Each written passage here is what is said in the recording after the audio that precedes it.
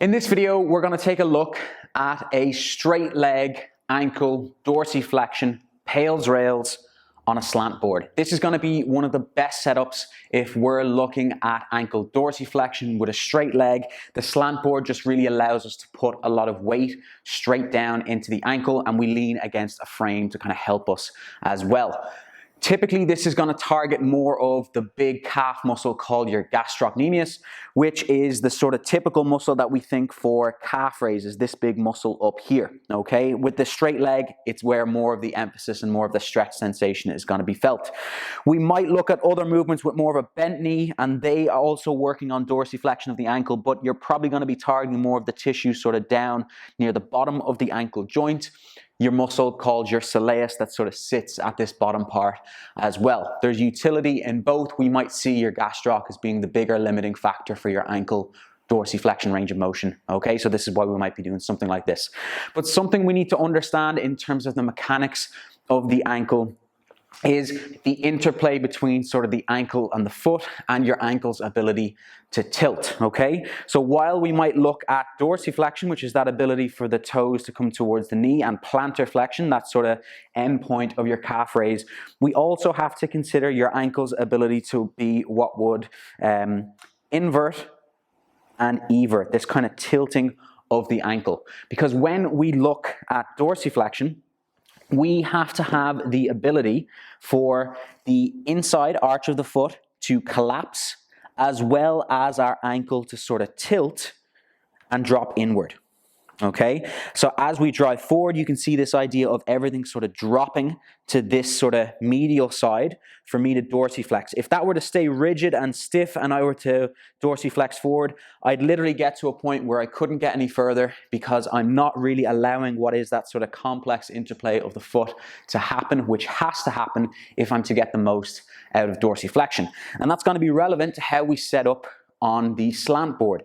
So when we're in that position, we're going to do our best to think of this actual tilt into eversion. So we're going to try and think of what would be this medial side opening up as much as possible and this lateral side sort of closing off a little bit, okay? Slightly. It's not going to be excessive in terms of when we set up. You're going to notice yourself, you're going to feel as if you want to let the arch of the foot sort of collapse inwards and for that medial side of the ankle to sort of expand as well. The best way is this sort of bony marker on either side of the ankle. That's where you want to think of this sort of happening from. So the bottom part from that bony prominence, you want to think of some expansion at the ankle joint there. It's very small, very sort of subtle movement, but really, really important if we're going to get the most out of this, okay? So in terms of setup then, you've got your slant board. You've also got potentially something out to the side to just rest your foot on. This is just sort of ease and comfort over time. You'll notice these sort of things. And as I said, you've got the frame in front of you so that you can kind of lean forward as well. Typically, we set it up so that when we lean forward, we can actually almost like rest our shoulder on it and still keep our heel planted. So I'm just going to bring it forward a little bit again, just so that as I sort of set my foot up, I keep my heel in contact. I'm feeling that stretch all the way up the back of my gastroc, and I can actually lean into this here and keep my weight shifted forward. Really, really important part of it, that I'm able to sort of shift and push my weight forward as opposed to sitting back here. Yes, I'm getting a little bit of a stretch, but I'm certainly getting a much deeper stretch when I lean forward, okay? That's gonna serve us probably 90% of the way, so that's why we're gonna set the timer and get ready for what is our sort of PAILs rails effort. Remember, we've got that 2 minutes passive stretch to bypass that stretch reflex. So lean forward, get onto your slant board, and straight away you're gonna feel that deep stretch. Now, from here is where we can focus on the subtleties of that movement of the ankle that we were talking about. So right now what I'm trying to think of, it's not going to be an excessive movement. I'm not going to suddenly start leaning my body left and right excessively, but I'm just going to try and think of, okay, this inside of the ankle, I'm actually going to switch the foot. You're not coming out of the stretch and switching. I'm switching just to sort of demo here a little bit better. But as I was saying here, this sort of inside part of the ankle, I want you to think of expanding and sort of collapsing down. You can see very subtly, there's just a little bit of a tilt that's going to happen, okay? So as I sort of set myself down, just the slightest bit of a tilt, and I'm going to feel probably more of the medial side of my gastroc and everything sort of collapse inward from here. And it's going to allow you to get a much deeper stretch, a much better position, okay? I'm switching back to that right side, but remember, you've stayed on the one side. I was only doing that just for a visual reference for you guys. But as I said, Keep the heel in contact, lean your shoulder into the frame, adjust as you see fit, doing your best to sort of collapse the arch of the foot and feel for that tilt. You've still got about 45 seconds here, so that's why you're going to focus on your breathing as much as possible, really trying to relax deep into it so that you're feeling all the way up from what would be sort of the top of your gastroc, where it connects even to the back of the knee joint, your knee staying sort of locked out to some degree, all the way down into the calf. And as I said, you're probably going to feel this more on the medial side of your gastroc, the kind of side closest to your center point, as opposed to the lateral side, the outside of your gastroc, okay? Even splaying the feet to some degree as well, and preparing ourselves for our PAILs rails effort. So I want you to take a big breath in, pack it into your lower abdomen, create as much tension as you can with your body first. Now very slowly, I want you to think of gas pedaling down with the toes. So foot driving down as if you've got a pedal in front of you that you're trying to push down on. Imagine that you're trying to break the slant board, but build up to 100%. So 10% every second, you're loading and you're feeling everything that was just getting a stretch, now contracting. Really easy to connect to considering you've got that stretch sensation, but make sure you build slowly. Tension is running throughout the entire body towards your greatest, safest max effort. And when I say max effort, I mean heaviest deadlift you've ever pulled from the floor, that amount of effort. 3, 2, 1, tension in the opposite direction. I now want you to think of pulling your knee forward or pulling your toes towards your knee. Think of that sort of counter movement. Everything on the front of the ankle is now pulling. And just like we sort of drove down, I want you to think of actually pulling more predominantly with the tissue sort of on that lateral side of the ankle, pulling the knee towards, say, 1 o'clock on the clock face. Big exhale to relax. Try to sit deep into that stretch again. Focus on your breath out. In through the nose, out through the mouth.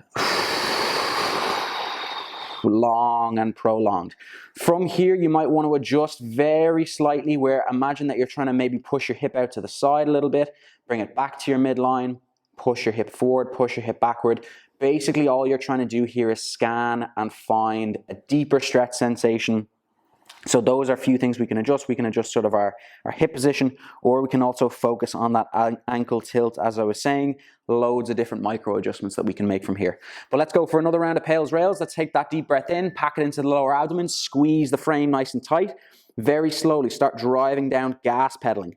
10% every second, a nice slow build up towards your greatest, safest max effort. And remember, heaviest contraction you can build up to. I want your strongest level of effort, provided we can safely do so. So keep building, keep building, keep building. 10% or 10 seconds, excuse me. You're certainly working at your max effort.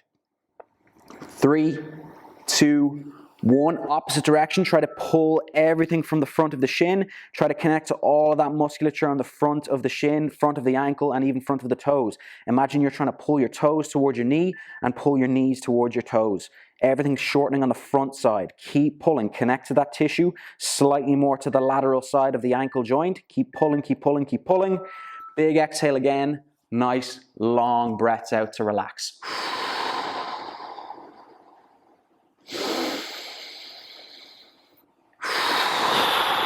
So as I was saying, you're still staying in that stretch and relaxing, but the connection here, remember, is everything to sort of, for the rails effort, is just on this front anterior side of the ankle. You're feeling that sort of shortening space, and you're connecting to all of the musculature running on the foot, sort of front of the foot all the way up the front of the shin, connecting to all of that tissue and structure there. Okay, still about 10 seconds. You're still focusing on those exhales. I know I came out of it, but you're still staying in it.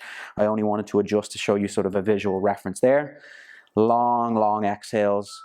Now we can come out of it nice and slowly. So you were there leaning against the frame. You're going to come out of it nice and slow. Step out to the side. And you're going to feel the ankle is just going to feel a little bit tender and odd, but just allow the blood flow to get sort of back to it. Move it about just a little bit. Shake it, bring it through dorsiflexions and plantar flexions if you want, even just sort of driving the knee forward ever so slowly, just feeling your way back into the joint space, okay? So really great movement, and it's really gonna target not only ankle dorsiflexion with a straight leg, but really gonna target the gastroc muscle. If that's a big limiting factor for you at the moment in terms of your ability to get into deep dorsiflexion, As I said, especially with a straight leg, this is going to be perfect for you, okay? Lots to get benefit from that, and especially when you do it over time, you're going to feel different sensations, different lines of tension, different areas that are very specific to you. So remember, with all of these PAILs rails positions, although I'm going through what would be more of the general cues, you're also playing around with those angles and lines of tension to find where might be the more significant line of tension for you. Really, really important thing to sort of drive home on any of these PAILs rails efforts. You've obviously done one side, you're now going to go and do the other, and you're probably going to follow along with me again during that timer. Any questions on that, be sure to let me know in the comment section or reach out to me directly. If you like the video or you think someone might find it valuable, be sure to share it. If you want to see more videos like this in the future on my channel, be sure to subscribe to the page. And for the moment, folks, I will see you soon.